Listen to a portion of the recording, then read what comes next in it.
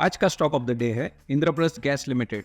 IGL NCR region जैसे Delhi, Noida, greater Noida और गाजियाबाद में एक dominant city gas distribution player है, जिसकी FY23 में gas sales volume 8.1 million standard cubic feet per day से अधिक है।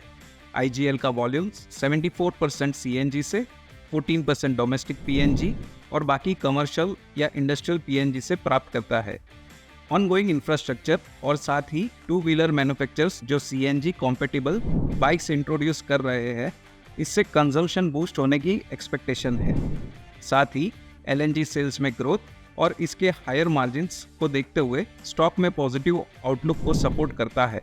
स्टॉक ऑफ द डे आपको हर दिन बेहतरीन शॉर्ट टर्म ट्रेड की अपॉर्चुनिटी प्रोवाइड करेगा। एवरी मॉर्निंग शेर खान की यूट्यूब चैनल ट्यून इन कीजिए और एक भी अपॉर्चुनिटी मिस मत कीजिए।